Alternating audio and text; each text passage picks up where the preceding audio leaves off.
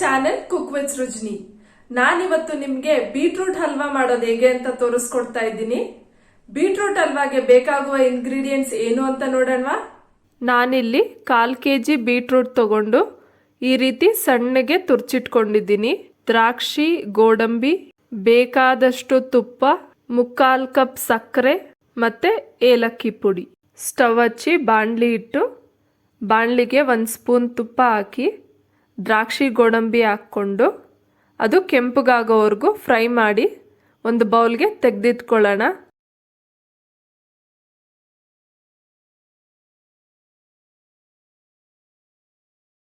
ಈಗ ಅದೇ ತುಪ್ಪದಲ್ಲಿ ತುರ್ಚಿಟ್ಕೊಂಡಿರೋ ಬೀಟ್ರೂಟ್ ಹಾಕಿ ಫ್ರೈ ಮಾಡ್ಕೊಬೇಕು.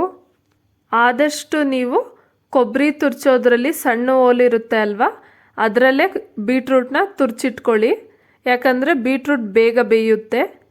ಈ ಬೀಟ್ರೂಟನ್ನು ಒಂದು 20 ರಿಂದ 25 ನಿಮಿಷ ಹಸಿ ವಾಸನೆ ಹೋಗೋವರೆಗೂ ಚೆನ್ನಾಗಿ ಫ್ರೈ ಮಾಡ್ಕೊಬೇಕು.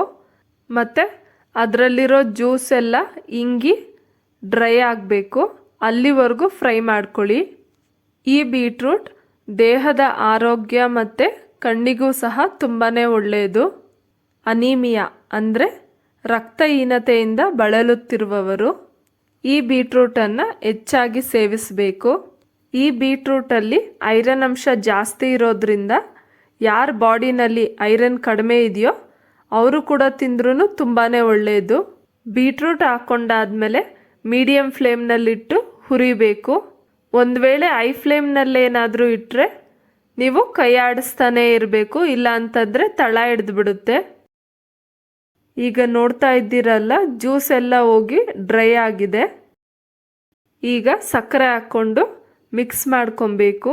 ಸಕ್ಕರೆ ಹಾಕ್ಕೊಂಡಾದ್ಮೇಲೆ ಸಕ್ಕರೆ ಕರಗೋವರೆಗೂ ಮಿಕ್ಸ್ ಮಾಡ್ತಾನೆ ಇರಬೇಕು. ಮತ್ತೆ ಒಂದು ಸ್ವಲ್ಪ ತುಪ್ಪ ಹಾಕ್ಕೊಂಡು ಮಿಕ್ಸ್ ಮಾಡ್ಕೊಬೇಕು. ನೀವು ಬೇಕಿದ್ರೆ ನಿಮ್ಗೆ ಎಷ್ಟು ಇಷ್ಟನೋ ಅಷ್ಟು ತುಪ್ಪನ ಹಾಕ್ಕೊಬೋದು. ಈ ಬೀಟ್ರೂಟ್ ಹಲ್ವಾನ ಎಲ್ಲಿವರೆಗೂ ಬೇಯಿಸ್ಕೊಬೇಕಂತಂದರೆ ಸಕ್ಕರೆ ಎಲ್ಲ ಕರಗಿ ಅದು ಪಾಕ ಆಗಿ ಗಮ್ ಥರ ಆಗಬೇಕು, ಅಲ್ಲಿವರೆಗೂ ಬೇಯಿಸ್ಕೊಬೇಕು. ನಾವೆಷ್ಟು ಚೆನ್ನಾಗಿ ಬೀಟ್ರೂಟ್ನ ಬೇಯಿಸ್ಕೊತೀವೋ ಅಷ್ಟು ಚೆನ್ನಾಗಿ ಹಲ್ವಾ ಬರುತ್ತೆ. ನಾವು ಸಕ್ಕರೆ ಹಾಕಿದ್ಮೇಲೆ ಮತ್ತೆ ಒಂದು 20 ರಿಂದ 25 ನಿಮಿಷ ಬೇಯಿಸ್ಕೊಬೇಕು.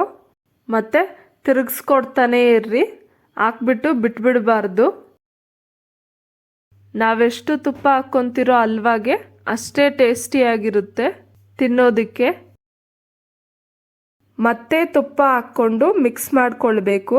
ನೀವು ನೋಡ್ತಾ ಇರ್ಬೋದು ಹಲ್ವಾ ಆಗ್ತಾ ಬಂದಿದೆ. ಈಗ ಗಮ್ ಥರ ಆಗ್ತಾ ಇದೆ, ಅಲ್ಲಿವರೆಗೂ ನಾವು ಬೇಯಿಸ್ಕೊಬೇಕು. ಕೊನೆಯಲ್ಲಿ ಏಲಕ್ಕಿ ಪುಡಿ ಹಾಕ್ಕೊಂಡು ಮಿಕ್ಸ್ ಮಾಡಿ ಸ್ಟವ್ ಆಫ್ ಮಾಡ್ಕೊಳ್ಳಿ. ತುಪ್ಪದಲ್ಲಿ ಹುರಿದಿಟ್ಕೊಂಡಿರೋ ದ್ರಾಕ್ಷಿ ಗೋಡಂಬಿ ಹಾಕ್ಕೊಬೇಕು. ಈಗ ಬೀಟ್ರೂಟ್ ಹಲ್ವಾ ರೆಡಿಯಾಗಿದೆ. ಸೊ ನೋಡಿದ್ರಲ್ಲ ಫ್ರೆಂಡ್ಸ್, ಬೀಟ್ರೂಟ್ ಹಲ್ವಾ ಮಾಡೋದು ಹೇಗೆ ಅಂತ ಅಂದ್ಬಿಟ್ಟು ನೀವು ಒಂದ್ಸಲ ಟ್ರೈ ಮಾಡಿ ನೋಡಿ, ಹೇಗ್ ಬಂತು ಅಂತ ಕಮೆಂಟ್ ಸೆಕ್ಷನ್ ಅಲ್ಲಿ ಶೇರ್ ಮಾಡಿ.